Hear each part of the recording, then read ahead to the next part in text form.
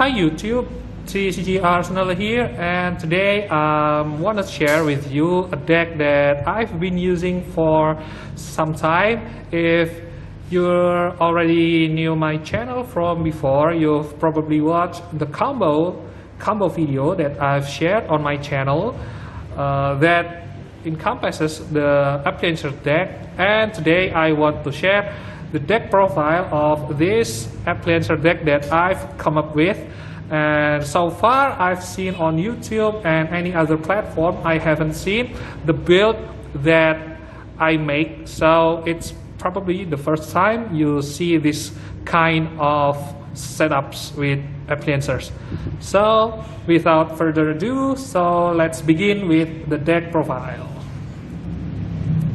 So the monsters, we begin with 3 copies of Appliancer Socket Roll. So what Appliancer Socket Roll do is when you control an Appliancer monster, you can special summon this card from your hand. If another Appliancer Socket Roll is special summoned to your side of the field while you control this monster, you can special summon another copy of this monster, which is Appliancer Socket Roll, from your deck. And you can only use this effect of this card once per turn. This is an opener that enables your combo, and there are 2 card combos that I've shared in the video before in this channel. So if you want to look it up, please do so. The next are 3 copies of Appliancer Copy Buckle, and Copy Buckle is an interesting card. This makes 2 card combo with the Socket Roll, and you can end on the quite amazing end board with just the 2 of this card, Socket Roll and Copy Buckle.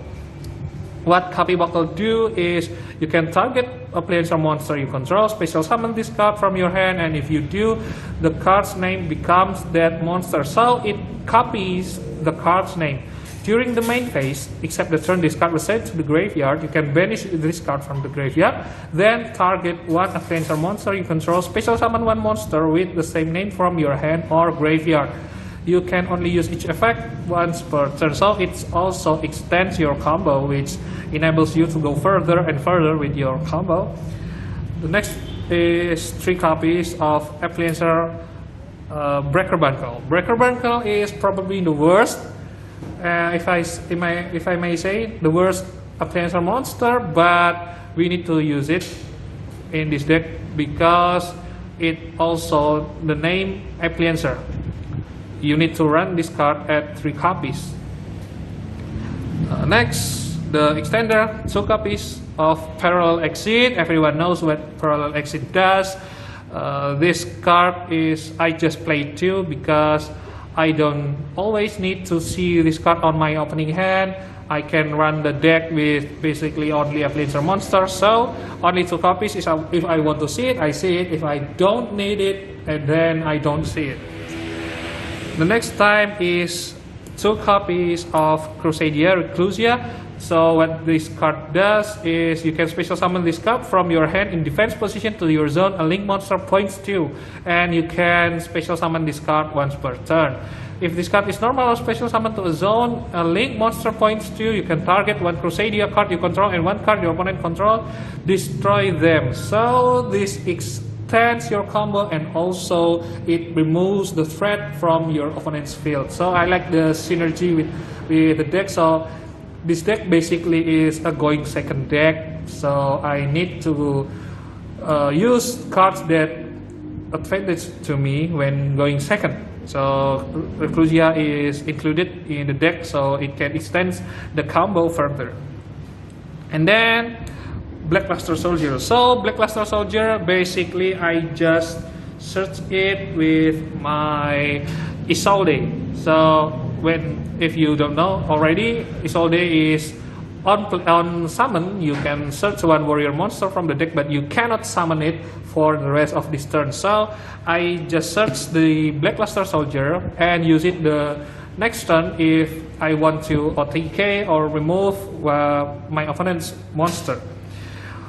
1 copy of Destiny Hero Disc Commander. Basically I just use this because I don't have any warrior level 1 monster, but if I have, I probably will use the Inferno Roland or maybe something else that can net me effect when it is summoned. This Tiny Hero Dex Commander, basically I don't use the effect, I just summon it with the Isolde. The next is one copy of Codebreaker 0 Day. 0 Day is a combo extender, so you summon it from your deck when your Codebreaker Fierce Swordsman is special summon.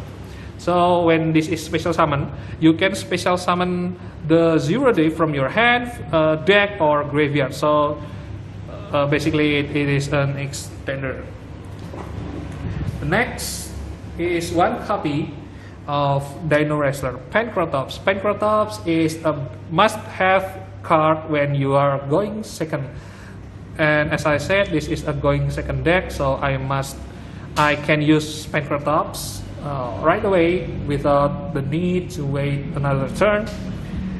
That's it for the monsters. Now we go for the spells. The spells, I use the 3 copies of Appliancer Electric Lyrical Word. Wow, so I don't butcher this card name. I use the 3 copies because you need to use 3 copies because the effect is quite amazing. It nets you +2 when you use this card. So what this card does is when this card is activated, you can add 1 Appliancer card from your deck to your hand except this copy. Once per turn, if you link summon an Appliancer link monster, you can add 1 Appliancer monster from your graveyard to your hand. So it already +2 card with just this copy alone. Once per turn, when a monster declares an attack, you can move 1 Appliancer monster you control to another of your main monster zones. You can only activate 1 of this card per turn. So what I like about this card, it is your starter deck. So starter card. You just need 2 cards to combo off. You can have the Appliancer Electric Lyrical Word and Copy Buckle in your hand, and that is already full combo, and that's only with 2 cards. The next is 3 copies of Appliancer Reuse. So it basically is a monster reborn for your Appliancer, but it returns the monster from the field to the bottom of the deck when the monster leaves the field. So for example, if you use the monster that you reborn with Reuse as a link material, that monster will go to the bottom of your deck. So be careful. It can sometimes a minus for you, but we need to use 3 because it's extender. So basically this deck needs to extend and extend and extend, so you can go further and further with the combo. It also extender machine duplication. So what machine duplication does is you can target 1 monster machine with 500 or less attack. You can special summon up to 2 cards with the same name from the deck. So if you haven't realized already, all the Appliancer monster are below 500 attack. So you can normal summon any of these and use machine duplications to basically combo off. That's pretty much it. And next is 2 copies of Where Art Thou. This is a searcher. You can activate it when you control a level 1 monster, but in the turn end, when you don't normal summon the monster, you take 2000 damage, but it is not something you need to be aware of. 2000 is not many. You can search many cards with this card, so it stabilizes your deck. Next is 3 copies of Darkhold. So what I mean is, I already said in the beginning of the video that I make this card as a go second deck. So I need a card to board wipe my opponent. So Darkhold is probably not the best card at doing so, but I make do with what I have. Next, the 2 copies of Pot of Desires. I use Desires because it nets me more plus for the deck, and I go second. So when I see Pot of Desires, I basically begin the duel with 7 cards in my opening hand, and that's a huge difference than if I'm having only 6 cards.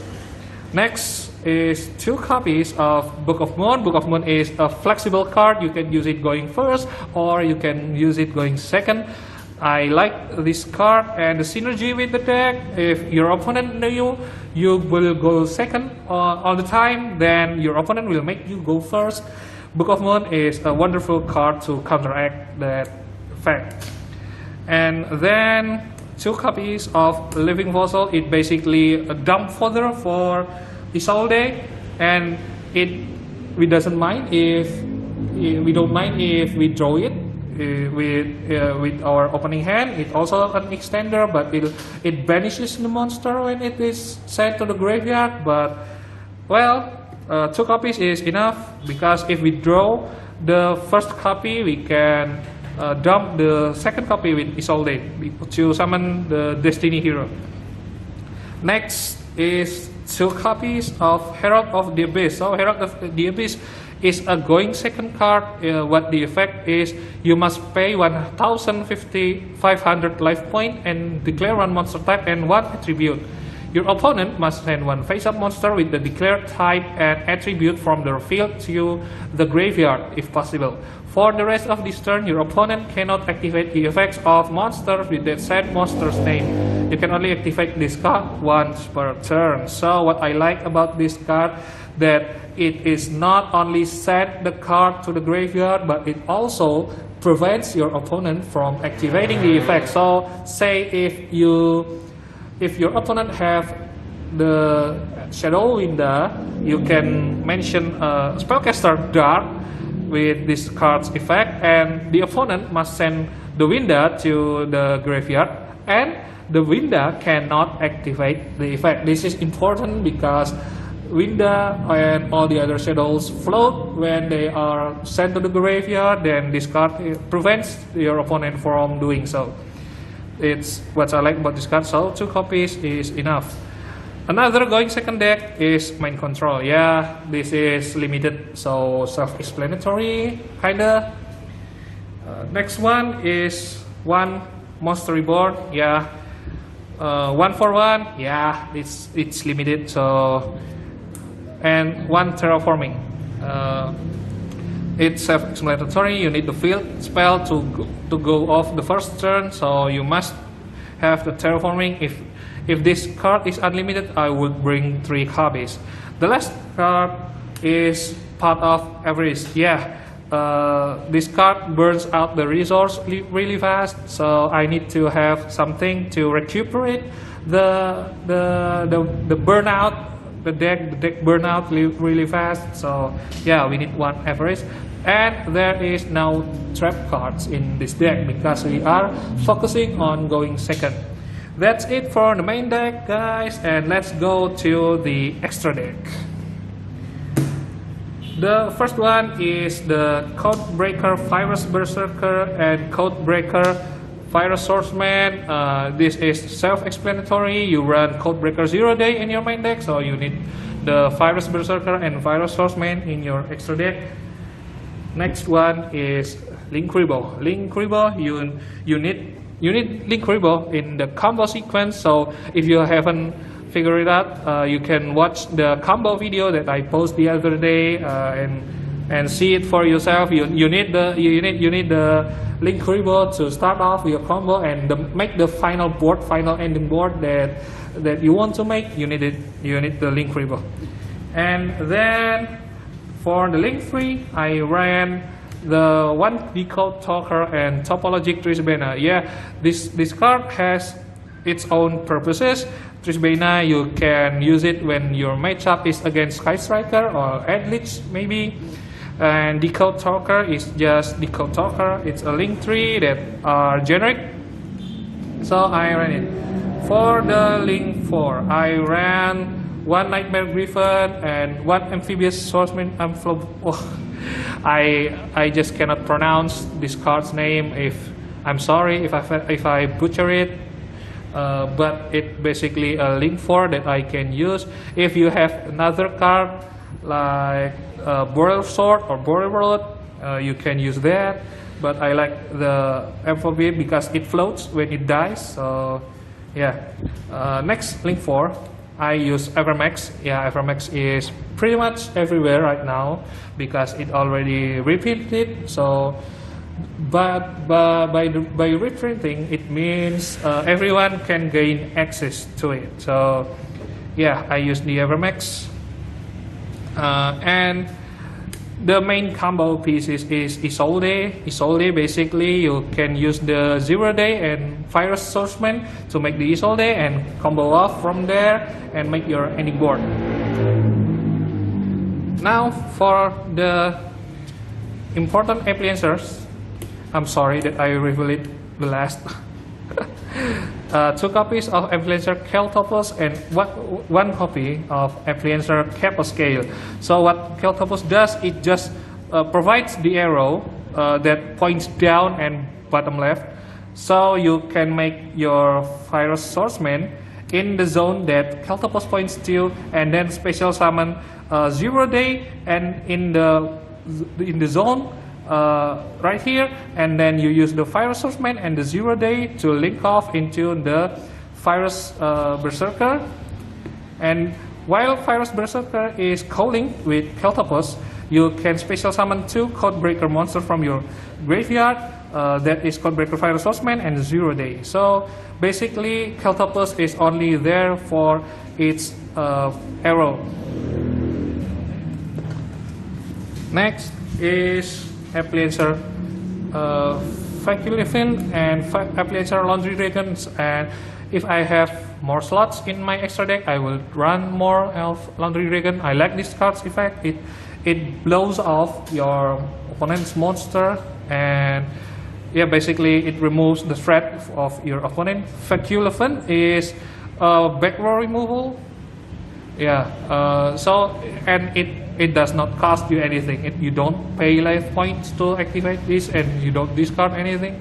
So yeah, you can destroy anything. I'm sorry.